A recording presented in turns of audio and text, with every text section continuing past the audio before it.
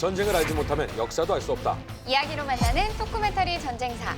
저희가 지난 시간부로 이 여원의 일본 원정으로 길었던 중세에 막이 내렸습니다. 아, 막이 내렸어요? 네, 내렸습니다. 아, 중세 할 거 아직도 많은 것 같은데. 뭐 언젠간 다시 돌아가죠. 네. 저희는 아쉬움을 남기고 이제 뒤로 가게 됐는데 근세를 가기 전에 앞서서 잠깐 쉬어가는 타임으로 네. 저희 토크멘터리 전쟁사가 또 소통하는 방송이에요. 아, 그러면요.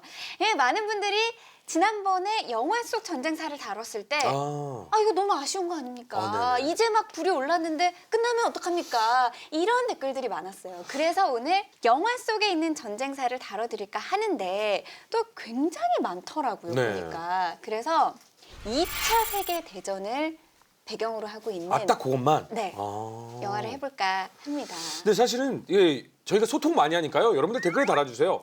사실 2차 대전 영화만 하더라도 어마어마하게 많고요. 맞아요. 그리고 전 세계의 중세 고대를 배경으로 한 영화도 정말 많습니다. 혹시라도 영화 속 전쟁 이야기가 재밌다라고 많은 댓글들을 좀 부탁을 드리겠습니다. 그럼 오늘 2차 대전을 사실 이 영화 이야기를 하면은 이세환 기자님 또 특집이 되지 않을까. 지금 얼굴이 굉장히 자신만만해요. 오늘도 열심히 해보겠습니다. 아니 느낌상 요새 또 댓글 보니까 이 기자님의 헤어스타일에 많은 분들이 관심을 갖는데 오늘 딱 주인공 같은 느낌으로 아주 한껏 올라가셨어요. 어저께 1층 미용실에 가서 그 커트 포함 5만 원 해가지고 같이 했습니다. 와, 비싸네요. 석 달에 한 번 하면 된다고 그래서. 아, 뭐 펌을 하신 거예요? 네. 싸게 하셨구나. 나는 커트 하셨다고. 아 커트가 5만 원이면 못하지. 왜 갑자기 반말하세요? 아무리 이 기자의 날이라고 해도. 네, 오늘 무진장 기대가 됩니다. 영화 속 전쟁사에 대해서 시작합니다. 첫 번째 영화 덩케르크. 당시 유럽은 독일의 대부분 함락됐고 독일군은 프랑스까지 진격하며 영국을 위협했다. 상황은 더 악화돼 덩케르크에 40만 명의 영국군과 연합군이 고립됐는데 이들을 구하기 위한 최대의 탈출 작전이 시작된다. 일단 그 많은 것 중에 가장 최근에 개봉했던 최신작. 덩케르트 빼놓을 수 없을 것 같거든요. 완전 덩케르트라고 그러는데 네. 트예요. 덩케르크. 무지하게 틀려요. 많이들 덩케르트라고 알고 있어요. 오, 맞네요. 네, 덩케르크. 덩케르크 하면 어떤 거부터 생각할 수가 있을까요? 덩케르크는 이게 땅케르크. 야, 독일식 발음. 영어 발음은 던컬크라고 한다고 하더라고요. 덩커크. 예.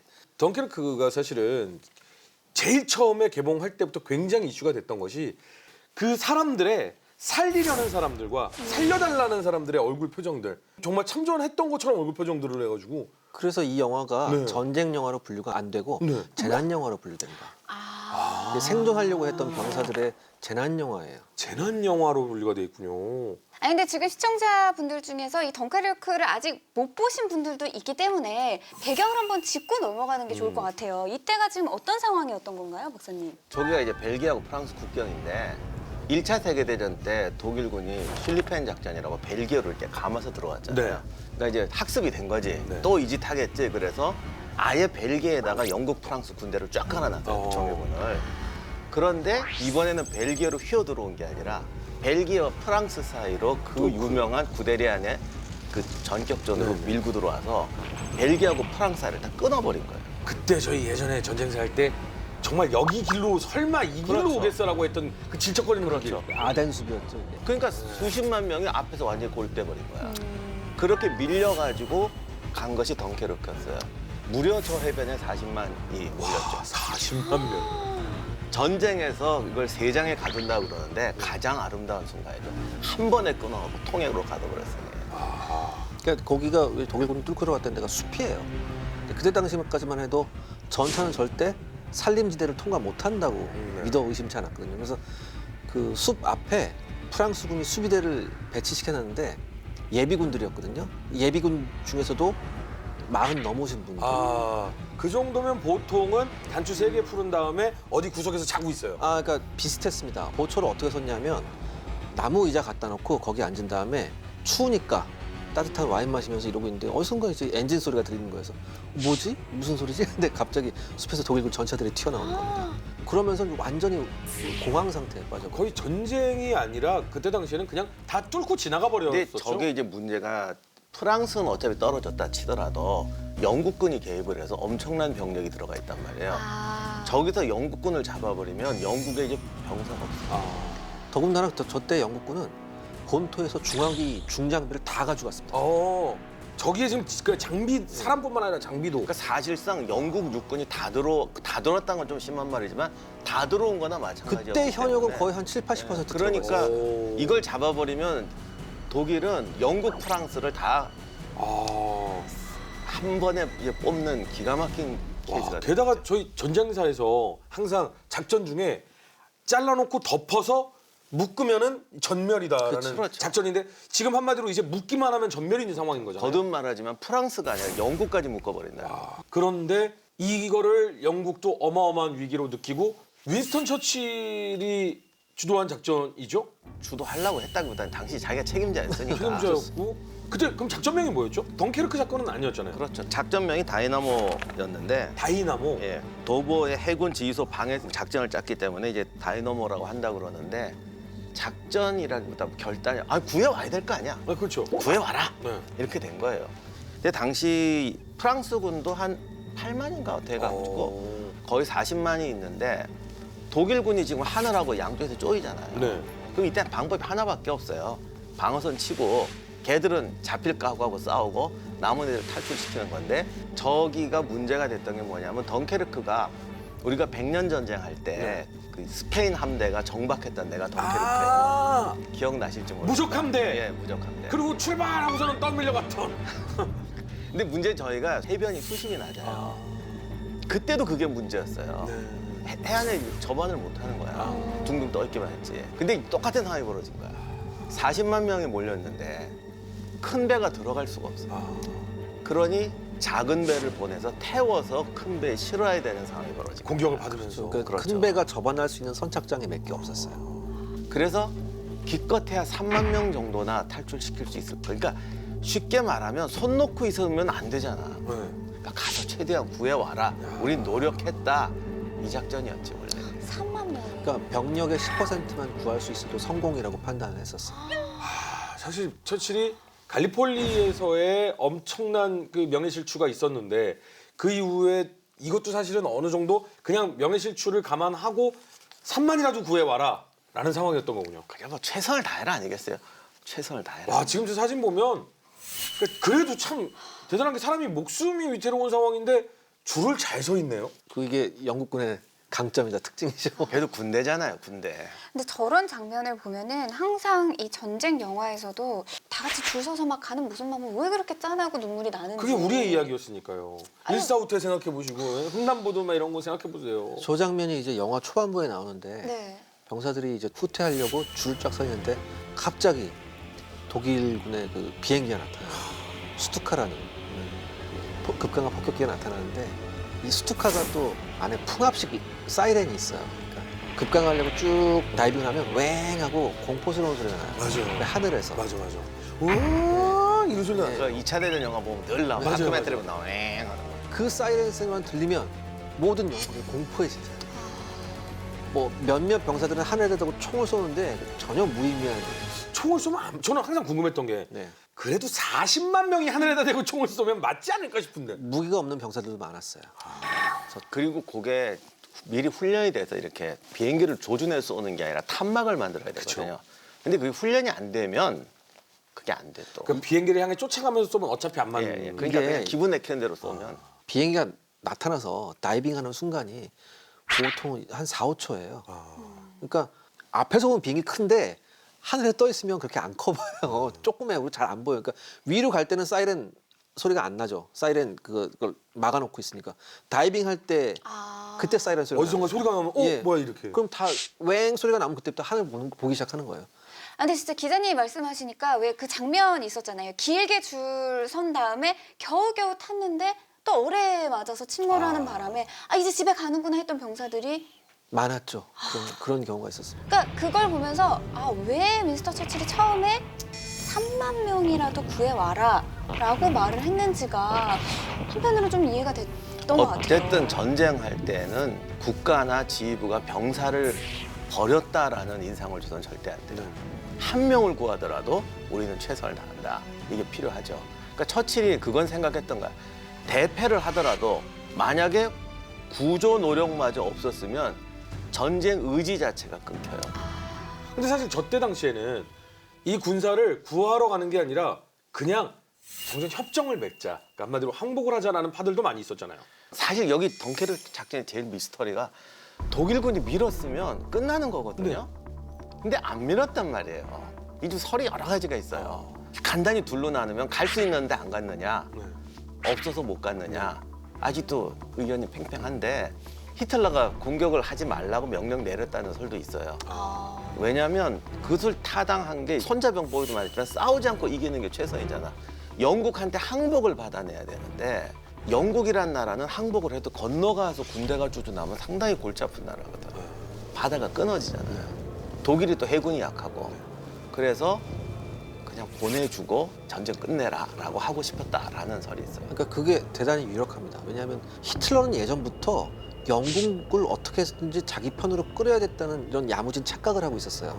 그래서 히틀러가 연설 많이 했잖아요. 히틀러 연설문 찾아보면 무슨 얘기가 있냐면 카톨릭과 영국은 세계 평화를 지키기 위한 필수 불가결한 요소라는 말을 여러 번 합니다. 프랑스나 이런 데에서는 대단히 적대적인 행동을 보였다 하더라도 영국에 대한 멘트는 깜짝 놀랄 정도예요.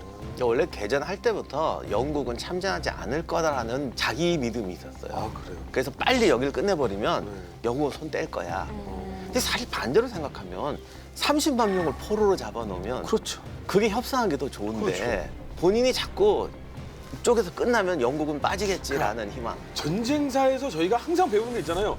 보이는 걸 믿는 게 아니라 자기가 믿고 싶은 걸 자꾸 보는. 그러니까 너무 생각이 많으면 자기 길로 빠져요. 그러니까 일선에 배치된 독일군 지휘관들은 길길이 날뛰었어요, 사실. 저거 이거 잡아야 가면 된다. 되는데, 가면 된다. 근데 이때 우리가 좀 잊고 있는 게 막 독일군 비행기 와서 하도 막 폭격해야 되니까 도대체 우리 영국 공군 어딨냐? 조종사 보면 막 돌 던지고 욕하고 막 그런 욕까지 막 장면. 하고 그래요. 근데 실제로 이때 영국 공군이 정말 어마어마한 희생을 했어요. 왜냐하면 철수하기까지 영국 공군기면 한 450대 넘게 떨어져요. 그 중에서 거의 200대 가까이가 이 덩크리크 다이나모 작전 중에 떨어지거든요. 이 비행기들이 뭘 했냐면 병사를 싣고 가는 배를 독일 공군이 맹렬하게 공격을 해서 폭격기를 동원해서 이 폭격기를 저지하는 작전에 모든 영국군 공군기가 다 출격한 거였어요. 그래서 격추된 영국군 조종사도 있을 거 아니에요. 격추되면은 이 해안가로 밀려와요. 격추돼서 살아서. 네. 그러면 병사들이 너는 어디다가 이제 왔니? 뭐 이게 왜냐면 보이는 데서 싸우는 게 아니라 날이 흐르니까 구름 위에 싸우고 저쪽에서 오는 걸 막고 있었거든. 그렇죠. 그러니까 이것도 인생의 진리인데 자기 눈에 안 보인다고 그게 아니거든. 그렇죠. 근데 전쟁터 가면 꼭 그런 게 있어요. 그래서 정말 웃기는 얘기 중에 하나가 폭격기 조종사들은 밤에 폭격하거든. 네네. 전투기는 낮에 싸워요. 그럼 지들끼리 같은 공군인데도 술집에 만나서 넌 뭐 하냐? 어디 우린 있니? 그래서 그때 유명한 말이 하늘에선 독일군하고 싸우고 땅에서는 조종사끼리 싸운다고. 맨날 패싸움 했대잖아. 서로 욕하면서 니는 뭐 하냐고. 그러니까 사람이 참 그런 거예요. 자기 눈앞에 거만 보는 거죠. 근데 지금 이제 영화의 내용을 보면 3만 명이라도 구해라. 근데 사실은 3만 명조차 실을 수 있는 배가 없었잖아요. 그래서 이제 민간 어선들도 많이 참여를 했었는데 지금 보면 정말 작은 배가 보여요. 그러니까 저 배가 와서 태우고 큰 배로 간 거잖아요. 사실 그 당시에 영국군이 그 배가 많지 않았다고 하더라고요. 뭐 민간 어선이나 민간 배를 이제 징발을 했는데 또 이제 영국 사람들이 왜 선장이나 선주분들이 많잖아요. 많죠. 자존심이 또 있으셔서 이거 남한테 못 맡긴다. 내가 직접 가서 구해오겠다. 그러니까 배를 징발을 했는데 그냥 배를 징발한 게 아니라 내가 직접 운전하겠다. 네. 내가 가서 구하겠다. 저때 이제 그 동원됐던 군함이 250척인데 민간 그 어선이나 민간 선박들은 한 650척 정도 돼요. 그 배 중에는 심지어 이제 요트 학교에서 학생들이 모는 요트도 있었대요. 그래서 그 학생들이 그 배를 가져가서 병사들을 싣고 오고 그랬다고 하더라고요. 근데 그 작은 배에 예전에 저희 한국 영화에서도 이제 그 피난하는 그 배에 어마어마하게 많은 사람들이 달라붙고 떨어지고 바다에 빠지면 사실 추운 날씨에 얼어서 죽고 막 이런 상황도 발생했었는데 저 때도 보면은 작은 배에 타닥타닥타닥타닥 막 정말 사람이 산더미처럼 쌓여서 가요. 그게 그 유명한 일화가 있습니다. 화로운 요트가 한 척 있었어요. 영국 귀족이 갖고 있는 근데 이 귀족이 갔어요. 자기 화로운 요트를 가지고 구한다고. 딱 갔는데 병사들이 막 타잖아요. 네. 태우다 보니까 정원에 거의 한 30배 가까이 태운 거예요. 위험하죠. 그러니까 안에 있는 거 다 버리고 네. 사람만 태운 거예요. 영국까지 돌아오는데 침몰 직전까지 갔었어요. 근데 침몰 직전까지 가는데 아슬아슬하게 한국에 도착했다고 하더라고요. 그러니까 그게 배가 이런 말하면 큰일 나는데 배가 사실 의외로 많이 들어가요. 이게 그래도 지켜야 그렇죠. 하죠. 근데 이게 네. 왜 그런 일이 벌어지냐면 파도가 안 치면 버텨. 근데 조금이라도 이제 물살이 이렇게 하면. 근데 도보는 파도가 많이 치는 곳이죠. 그러니까 그냥 방금 기자님 말씀하신 목숨 걸고 이래도 죽고 저래도 죽으니까 네. 그런 게 이게 벌어지는 거죠. 그러면서도 이제 또 영국 사람들이 그럴 때 의외로 여유로워요. 뭐 파이프다만 딱 물고서 걱정하지 말라고 막 이러면서 막 병사들은 그러니까 덩케르크라는 영화를 보면은 모든 병사들이 얼만큼 공포에 질렸느냐가 여실히 나타나거든요. 물에 빠져서 건진 사람인데 추운데도 선실 안에 들어가라고 하니까 싫대요. 그리고 선실 밖에 혹시라도 갑판에 있어요. 뭐가 공격을 하면 빨리 도망가야 왜냐하면 되니까. 배가 혹시라도 침몰하면 맞아. 이 영화의 재밌는 게 뭐냐면 군인이 한 놈도 없어.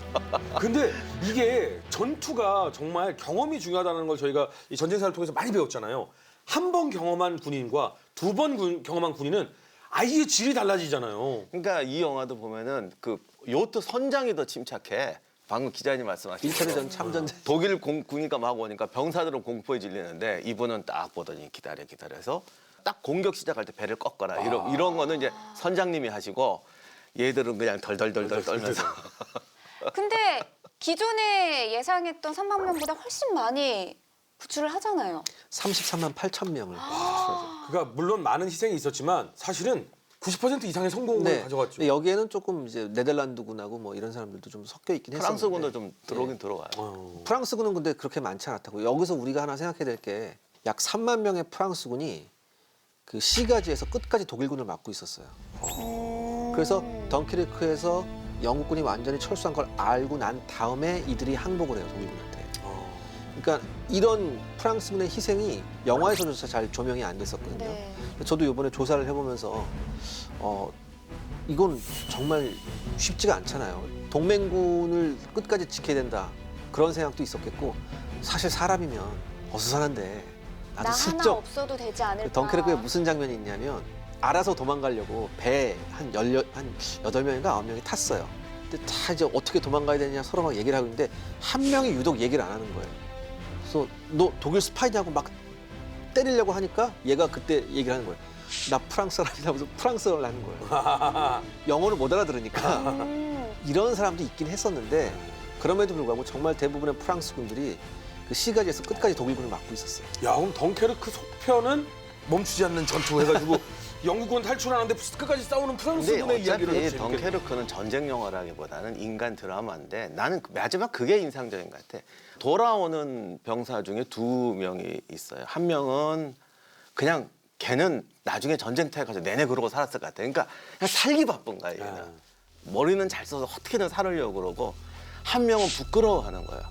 정신없이 살아 돌아오긴 했는데 이제 수고했다고 담요주고 이제 기차에 태우니까 창피해 죽는 거야. 난 사람도 얼굴을 못 보겠다. 얘는 그냥 살아 돌아왔으면 됐고. 행복해요. 예. 그런데 나중에 실제 2차 대전 때 덩케르크에서 살아 돌아왔던 병사 중에 나중에 돌아가서 잘 싸운 애들 많아요. 영국군의 구호가 항상 이거잖아. 덩케르크를 잊지 말자. 그래서 정말 군인이든 인생이든 두 종류가 있는 거야. 실패와 고난을 겪을 수가 있는데 이걸 자기 굴욕이 아니라 뭐 작전의 실패고 뭐 병사가 무슨 책임이 있어. 그러나 자기의 굴욕으로 알고 창피해서 얼굴을 못 들겠다는 사람과 살아왔으면 됐지. 그 이 편이 있다면 나도 그 생각했어. 이 편이 있다면 저 중에 누가 훌륭한 병사가 되었을까. 갑자기 궁금한 게 기자님이 그때 당시에 그 둘 중에 한 명이었다면 어떤 병사였을 것 같습니까? 살아 돌아와서 기쁜 병사, 부끄러운 병사. 전 솔직히 기뻐했을 것 같아요. 솔직하게. 제가 봤을 때는 독일군이셨을 거예요. 근데 이제 보면 이 목표치를 10배 이상 돌파했던 건 많은 어떤 민간 어선들의 활약이 있었고 이제 영화 내에서도 이제 문스톤이 굉장히 이제 영화 끝까지 다 나오잖아요. 근데 그런 어떤 이 바다 위에서의 명장면들도 있지만 공중전도 있었어요. 아, 맞아요. 아까도 계속 말씀을 네. 해주셨는데 또 인물 얘기하니까 그 공중전에서 활약이 남달랐던 영국 파일럿 한 명이 톰 하디였다. 더 많이. 그러니까 이 영화가 전반적으로 고증이 상당히 좋아요. 특히 제가 인상 깊게 봤던 게 뭐냐면 원래 영화 배우들은 얼굴을 보여줘야 되잖아요. 그렇죠. 얼굴을 보여줘야 되는데 파일럿으로 나온 그 톰 하디가 계속해서 그 마스크를 쓰고 있어요. 근데 이 마스크는 계속 쓰고 있어야 되거든요. 저공으로 날면은 굳이 마스크를 안 해도 돼요, 사실. 근데 마스크를 계속 하는 이유가 뭐냐면 통신을 해야 돼요. 마스크 안쪽에 마이크가 있었거든요. 그러니까 대부분 마스크를 쓰고 있다고요, 통신 네네. 때문이라도. 근데 대부분 영화에서 보면 이거 안 하고 있어요. 안 하고 얼굴 있어요. 얼굴 나와야 보여주니까. 아이 그런 것도 이해를 해줘야지. 이게 제일 문제가 중세 찍을 때 임진왜란 같은 우리는 투구만 쓰잖아. 그러니까 쓰는데 유럽 투구는 이렇게 그렇죠, 내리전에. 이거 쓰면 얼굴이 안 나오잖아요. 안 나와요. 계속 말 타다가 이걸 드는 순간 이런 거 알게 돼요. 그러니까 아무리 고증 잘 된 영화도 주인공은 이거 안 쓴다고. 그러니까 우리 지난번 1편 했을 때 편집에서 잘린 게 LCD 아니에요. 네. 저 그 영화보다 깜짝 놀란 게 그 주인공 찰턴 헤스턴이 결투하는 게 나와요. 투구를 완전 풀무장을 하고 나오는 거예요. 깜짝 놀랐어. 주연 배우가 이거 쓰고 감동받았어. 야 대단한데. 대역이었어요? 아니 대역이 문제가 아니라 조금 싸우다가 투구를 맞아서 날라가. 아, 벗겨서 얼굴을 보이게. 그래서 얼굴 보이고 싸우더라고. 아무튼 이 덩케르크 같은 경우에는 방금 말씀하신 고증이 대단히 훌륭합니다. 여기 이제 독일군 전투기가 나오는데, 진짜 독일군 전투기 비슷한 게 나오는 거예요. 그러니까 알고 보니까 이게 독일군 전투기를 스페인에서 라이센스 생산한 모델이었어요. 걔를 끌고 와서 색칠을 다시 해서 했더라고요. 아직도 그러면 스페인에서는 이 스투카가 나오는 거예요? 스투카 말고 이제 BF-109라고 메사슈미트 그 전투기인데, 이제 또 근데 외국에는 정말 그 우리가 상상하는 이상의 그 밀리터리 덕후들이 있어요. 누가 딱 영화가 나온 지 며칠도 안 됐는데 누가 댓글을 쓴 거, 이거 스페인제 전투기다. 그러니까 어떻게 아느냐, 그러니까 엔진 카울링 넓이가 원래 오리지널보다 넓다. 왜인걸? 영화 나중에 그 메이킹 필름 같은 거 보니까 진짜 스페인제 전투기 갖다 쓴 거예요. 우와. 근데 그 넓이의 차이로 기종이 다르다는 거예요. 그거를 영화에서 보고서 한눈에 알아본 거예요. 이 사람이. 기자님 같은 사람이 전 세계에 저는 몰라요. 전 봐도 이거 나왔네 이러해요. 저는. 놀라운 사실은 그런 분들이 저희 방송을 시청하고 계십니다. 저희가 조금이라도 잘못했을 때 댓글에 엄청나게 많은 글들이 올라옵니다. 감사한 여러분들이 여러분들. 짱이에요. 네, 소중한 댓글 감사합니다. 스핏파이어 같은 경우에는 정말 소름 끼치는 장면이 나오는데, 그러니까 저는 그랬었어요. 왜 연료 게이지가 고장 날 경우가 있어요. 있어요. 자기가 연료가 얼마나 남았는지 모를 경우가 있거든요. 그러니까 이럴 때는 어떻게 해야 돼? 라고 했는데 거기서 이러더라고요. 동료한테 물어봐요.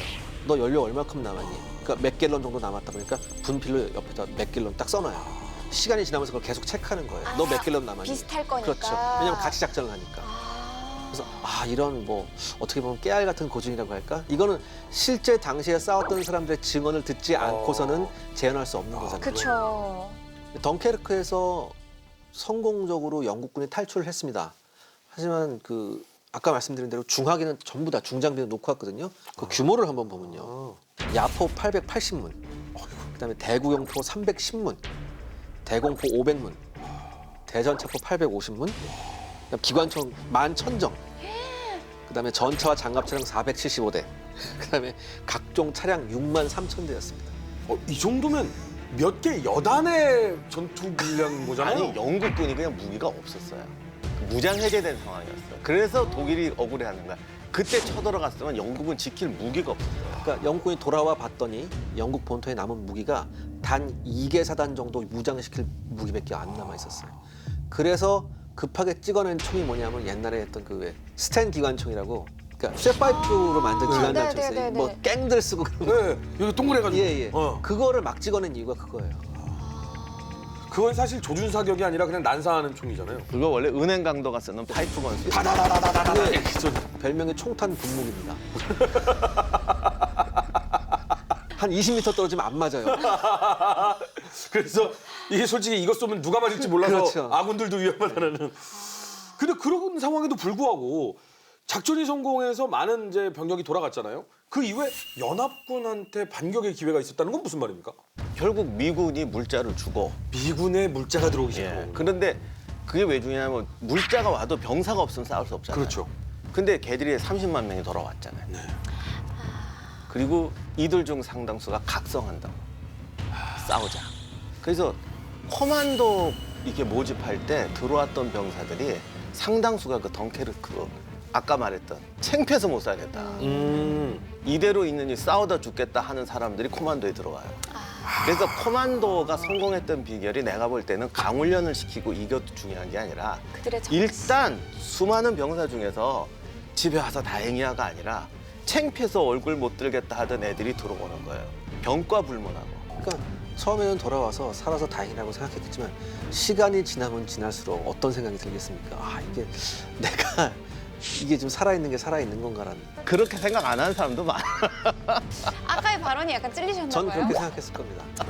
아니 근데 그게 사실 이 마음이 실제 전투를 지금 이명환 소장님께서 얘기하셨지만 이게 영화 속에서도 나오죠. 나중에 잘 되긴 잘 그 됐어요. 마지막에 그 주인공이 돌아가서 얼마나 국민들한테 비난을 받을까라고 해서 기차를 탔는데 신문을 딱 보니까 살아 돌아왔다. 그리고 사람들이 살아 돌아왔다고 막 환호를 하는 거예요. 그러니까 거기서 모든 병사들이 마음이 녹죠 거기서. 그러니까 만약에 거기서 비난을 받았으면 내가 얼마나 무서운 줄 알아? 라고 분노가 치밀을 텐데 살아 돌아와서 다행이야 라고 하니까 오히려 부끄러워졌고요. 살아 돌아 다행이야. 그리고 총 쥐어주는 거죠. 나가. 아 동심 브레이커. 아 좋았어요. 지금 약간 울컥울컥 짠했는데 네. 쑥 내려가네요. 근데 여기에서 사실 처칠이 굉장히 이거는 실제 처칠이 했던 연설이죠. 굉장히 멋진 대사를 또 읊습니다. 이런 말을 합니다. 나는 이 구출이 전쟁의 승리를 나타내는 것이 아님에 주의하지 않으면 안 된다. 철수는 성공했지만 전쟁은 아직 이기지 않았다. 우리는 절대 항복하지 않을 것이다. 이런 얘기를 합니다. 그러니까 이제 사람들이 환호하고 기뻐하니까 분명히 우리는 성공했다. 하지만 이것이 승리가 아님을 알아야 된다. 지휘부는 이제부터 시작이죠. 저 사람 생각은. 이게 총 쥐어주는 소리잖아, 기자님 말씀대로. 수고했다. 다시 정말 가라. 다행이다. 하지만 전쟁은 지금부터 가자. 자, 전쟁 영화 덩케르크가 사실 최신 전쟁 영화 중에 하나였었는데 이것이 사실 재난 영화에 가깝다라고 한다면 진짜 전쟁 영화에서 우리가 빼놓을 수 없는 것. 이 전투는 실질적으로는 필드에서 많이 벌어지지만 정말 재미있는 이야기는 특수병과 이야기거든요. 그 중에서도 남자들의 또 심장을 두근거리게 만드는 게 저격수 이야기예요. 두 번째 영화 에너미 앳 더 게이트. 독일은 소련을 장악하기 위해 소련의 마지막 보루 스탈린그라드의 침공을 강행하게 되는데 최고의 격전지로 떠오른 스탈린그라드를 차지하기 위해 나섰다. 소련과 독일 최고 저격수들의 대결. 조국의 운명을 짊어진 두 영웅들의 숙명의 대결이 시작된다. 개인적으로는 제 심장을 또 저격하기도 했는데 주드로가 나오는 영화죠. 다들 그때 무슨 생각을 했었냐면 도대체 왜 소련군이 주연인 영화가 헐리우드에서 나오지? 이런 얘기가 많았었어요. 근데 미국과 소련 양측에서 욕을 다 먹은 영화죠. 왜요? 처음에 저 영화 시작에 소련군의 우라돌격이라는 게 있어요. 2명에 1명당 총 쥐어주고 나머지 1명은 총탄 이렇게. 그거를 이제 소련 참전 용사들이 보고서 저러지 않았다 우리. 특히 어떤 장면에서 분노했냐면 돌격하다가 돌아올 때 같은 소련군 독전대한테 기관총을 맞아 죽거든요. 네. 절대 저러지 않았다. 기관총이 있으면 적을 향해 쐈지 왜 아군한테 쏘겠냐. 그래서 대단히 분노했다고 하더라고요. 그 사람들은. 반면에 미국 같은 데서는 방금 말씀드렸지. 왜 소련군이 주인공이 돼야 돼? 그렇죠. 그래서 이 영화가 비교적 괜찮게 만들었음에도 불구하고 흥행에는 대실패를 해서 결론적으로 스탈린그라드 전투가 소련군의 승리로 끝났지만 처음에는 완전히 그냥 끝난 줄 알았거든요. 그렇죠. 이게 승리치고는 너무나 많은 희생이 많아서 스탈린도 인정했지만 정말 소련이 아니면 할 수 없는 전설. 네. 온 주민을 다 죽여서라도 땅을 지킨다. 더 리얼하게 말하면 몸으로 적의 탄약을 소모시켜서 이긴다. 거의 이런 수준이었거든. 그러니까 이론이 그거야. 사람이 살고 있으면 뺏긴 게 아니다. 그러니까 다 죽일 때까지 나오지 마라. 이런 식이었지. 그러니까 기자의 말씀대로 기관총은 안 쐈을지 몰라도 사실 못 나오게 하고 그건 그랬어요. 있었어요. 그리고 스탈린이 그랬어요. 우리 병사들이 쥐떼가 돼야 된다고 그래요. 스탈린그라드 그 시가지가 완전히 폐허가 됐지 않습니까? 네. 거기에 곳곳에 숨을 곳이 많으니 쥐떼같이 병사들을 집어넣은 거예요. 그러다 보니까 저격병이 굉장히 좋은 방법이 됐고 그리고 그걸 이제 선전을 이기는 게 그것밖에 없으니까 계속 우리가 이렇게 용감하게 싸우고 있다. 그래서 우리 주인공이었던 이 바실리 자이체프도 실제 스탈린그라드에서 활약한 시간이 얼마 안 돼요. 금방 부상을 입거든요. 그런데 이제 막 정말 최고의 영웅이 되는 거예요. 저 바실리가 원래 사냥꾼 출신인데 근데 이상하게 또 전쟁에서 영웅되는 사람은 사냥꾼 출신들이 그렇게 많아요. 얼굴 외모가 딱 사냥꾼처럼 생기셨어요. 근데 아무튼 이 옛날에는 대강 이렇게 훈련해서 내보내니까 총 가지고 훈장 타는 사람은 어느 나라로 갈 거 없이 사냥꾼 출신들이 많아요. 이동하는 동물을 타겟팅으로 해서 잡을 수 있으니까. 그리고 뭐 매복하고 뭐 숨고 이런 거 다 사냥꾼들이 잘하거든. 산악에서 또 움직이고. 네, 실전을 많이 했으니까. 그래서 뭐 하여간 총 갖고 훈장 받은 사람은 거의 사냥꾼인데 바실리 자이체프도 사냥꾼 출신이라서 그것도 뭐 영화에도 나오지만 뭐 늑대 사냥꾼 뭐 이러고 하다가 유명해지니까 나중에 자서전도 쓰고 독일에서 홍보물도 막 내요. 근데 이 자서전이나 홍보물에서는 자기가 이제 마지막에 독일군 유명한 저격수랑 싸워서 했다라는 얘기가 나온다는데 이쪽하고 이쪽이 이름이 달라 또. 아하. 그리고 독일군엔 그런 이름이 없어. 네? 그러니까 왜냐하면 실제로 그 스탈린그라드 중반쯤에 독일에서 특급 저격수가 왔다는 소문이 돌아요. 실제로. 왜냐하면 소련군 저격수들이 때로 죽어나가는 갑자기 헌터킬러 작전에 의해서 그러니까 저격수가 저격수를 잡는. 저격수가 저격수를 잡는. 그랬는데 바실리 자이체프가 이 특급 저격수하고 대결해서 승리해서 그때부터 소련군이 전체적으로 스탈린그라드에서 승리할 수 있었다. 이거 사실 말도 안 되는 얘기인데 뭐 이렇게 막 홍보를 해버려요. 그러다 보니까 이름까지 나오고 그렇게 되는데 실제로 양쪽 다 저격수가 많았고 원래 소련의 저격수 가르치는 건 독일 사람들이 가르쳤기 때문에 결국 대결이 있긴 있었겠지 서로 간에. 근데 방금 말씀하신 것처럼 오케이 목장의 결투처럼 이렇게 해서 뿌린 거지. 그래서 저 사람이 뭐 스탈린그라드에서만 200 몇십 명, 전체 전쟁에서는 422명을 저격했다고 하는데 그러니까 그렇게 홍보를 한 거죠.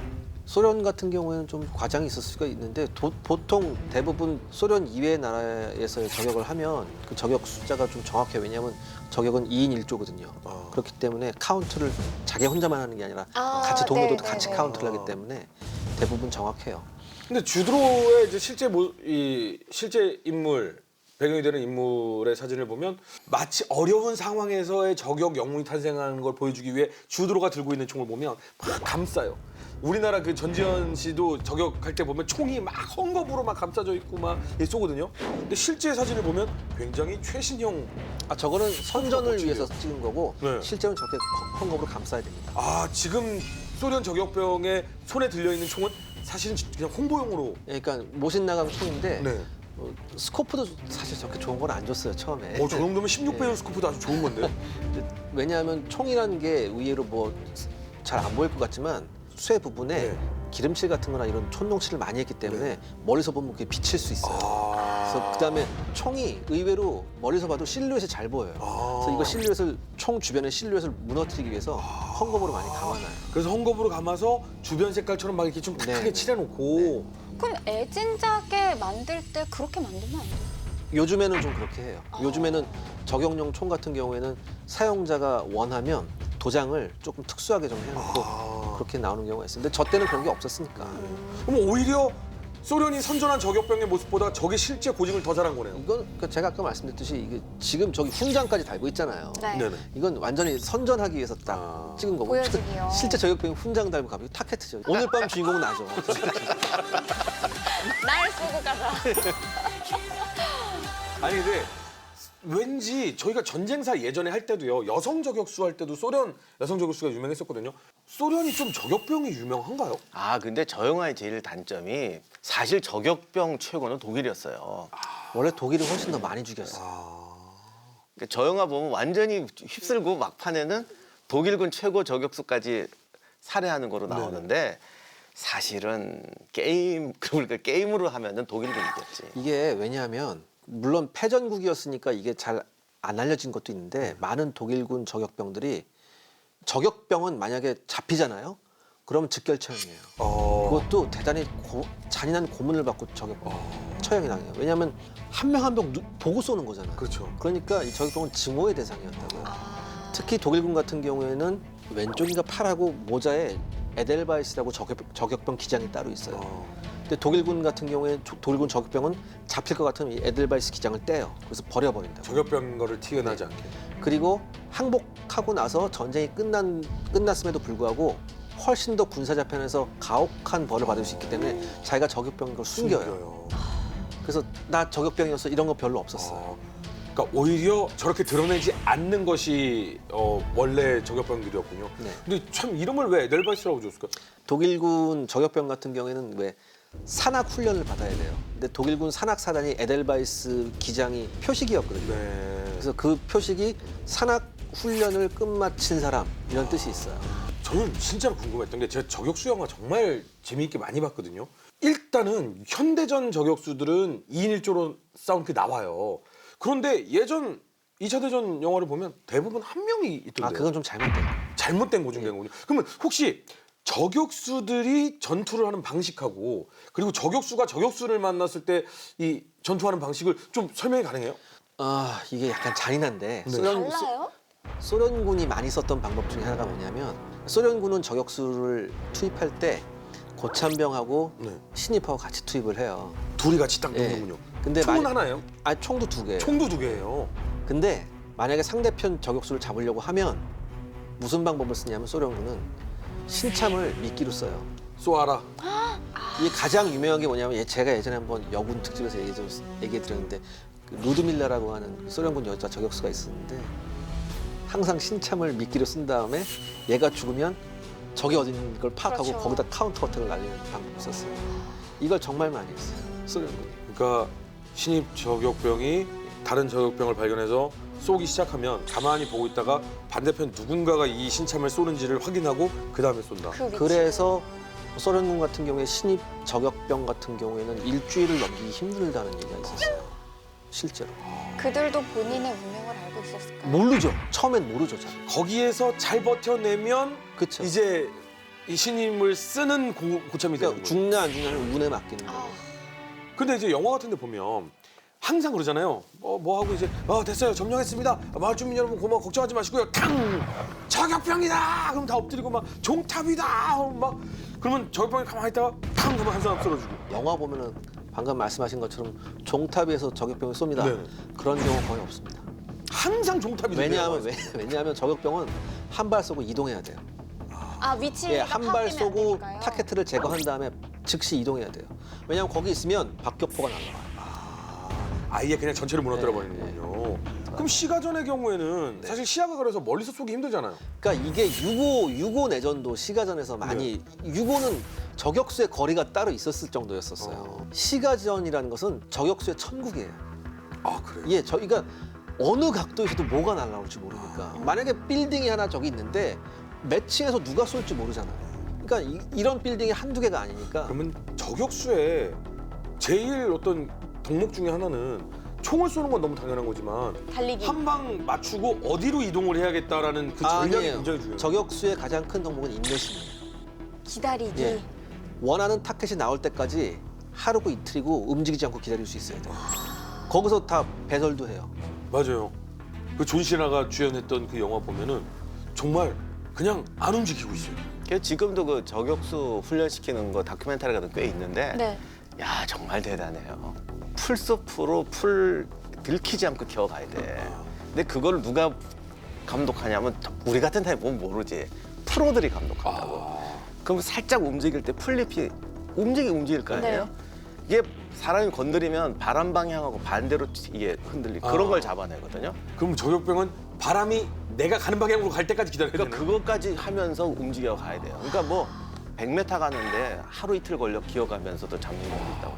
근데 1차 대전 이후에 우리가 잘 모르겠지만 소련군하고 독일군하고 관계가 되게 긴밀했었어요. 그래서 소련군 전차 학교에 독일군이 가서 수업을 받고 독일군 저격병 학교에 소련군이 와서 수업을 받고 그랬었어요. 그러니까 스탈린이 그렇게 히틀러를 믿었겠죠. 예. 근데 이제 1937년 스페인 내전 때 양쪽 저격병들이 대결을 했어요. 사실은 실제로. 오. 서로 똑같이 배웠으니까 똑같은 방법 쓰는 거예요. 그러니까 기관총 진지 옆에 저격병이 있다가 기관총을 발사할 때 기관총 소리에 묻힐 수 있도록 쏘는 거예요. 왜냐하면 어디서 하나 탕 소리가 나서 한 명이 죽으면 저격병인 줄 알잖아요. 그러니까 기관총 소리가 날 때 같이 저격병을 쏜다. 이런 서로 썼는데 이때까지만 해도 소련군은 별로 그렇게 저격병에 대해서 크게 관심을 두지 않다가 겨울 전쟁 때 핀란드에서의 네. 커다란 그 실패 때문에 거기서 아주 크게 각성을 하죠. 그래서 저격병을 많이 키워요. 그리고 또 독일군에 대한 적개심을 일으키려고 뭐 이런 자료를 배포했대요.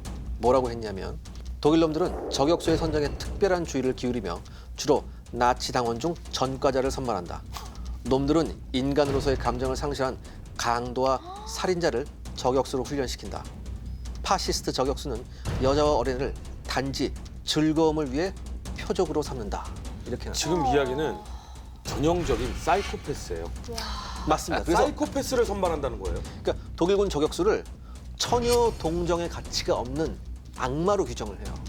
그래서 이런 교육을 시키고 나서 독일군하고 이제 붙이는데 특히 소련군은 또 재밌는 게 뭐냐면 소련군 저격학교에서 저격만 가르치는 게 아니라 중화기 교육도 같이 시켜요. 그러니까 쉽게 말해서 기관총이나 대전차총 이런 거 교육도 같이 시킨대요. 모든 예. 그 무기를 다 다룰 수 있게끔 하는 거네요. 그래서 바실리 자이체프 자서전을 보면 무슨 얘기가 나오냐면 저격총을 들었을 때보다 수류탄하고 기관총 들고 싸운 적이 더 많다. 뭐 이런 얘기가 있어요. 저격수인데도요. 예. 실제로 저격술들 보면 저격 그 거리가 300~400m였다고 하더라고요. 네. 그런데 이제 독일의 유명한 마티아스 헤체나우라는 정말 이름이 알려진 몇 안 되는 독일군 저격수가 있었는데 이 사람 같은 경우에는 뭐라고 얘기했냐면 400m 내에서는 정확히 언제든지 머리를 맞출 수 있다. 그다음에 700m에서 800m 떨어져 있으면 머리는 아니래도 사람 형체는 무조건 맞힐 수 있다는 거예요. 이게 뭐냐면 독일제 그 스코프 있죠. 네. 이게 훨씬 우수했어요. 몇 배율 정도나 나요? 의외로 저격수를 막 시작하는 병사들한테는 2배율 스코프를 줬어요. 2배율이면 사실은 정말 멀리 안 보이잖아요. 그것도 작아요. 스코프가 작은데 그거 가지고 잘 맞췄대요. 더군다나 경력이 되다 보면 이제 4배율, 8배율을 주기 시작하는데 이렇게 되면 이건 소련군으로서는 이제 재앙의 시작이라고.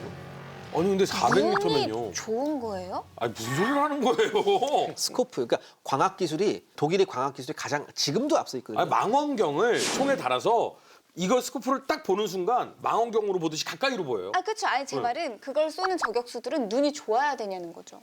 네. 아니 눈 좋아해. 나중에는 눈에서 시력이 승부가- 좋아야 된다고요? 네, 시력이 좋아야 돼. 왜요? 나중엔 거기서 승부가 나요. 조금이라도 눈이 나빠서 이게 뭐지? 흐리게 형상이 보인다? 조금 흐려지거나 하면 그것 아, 때문에 이것도 있어요. 저격수들이 가장 위치를 자기가 위치가 폭로될 때가 언제냐면 자기의 스코프에 햇빛이 반사됐을 때예요. 그러니까 순간적으로 뭐가 반짝하거든요. 어. 이런 거 눈 좋은 사람들이 이런 거 잘 찾아내는 거예요. 반짝하면 아, 저기 뭐가 있구나. 그래서 딱 보면 아니나 다를까 저격수가 있는 거예요. 근데 400m면 무조건 사람의 머리를 맞출 수 있다. 근데 400m 정도면 일반인이 거기에서 나를 보고 있어도 이렇게 보면 안 보여요. 아, 예, 안 보이죠. 보입니다. 당연히 절대 안 보입니다. 보이죠. 우리가 저격수라고 생각하면 대부분 피도 눈물도 없을 것 같은데 이들이 오히려 훨씬 더 큰 트라우마에 시달려요. 맞아요. 저격수들이 전역 후에 트라우마 많이 시달려요. 아주 유명한 저격수가 경찰이 된 분이 있는데 경찰서에서는 웰컴했죠.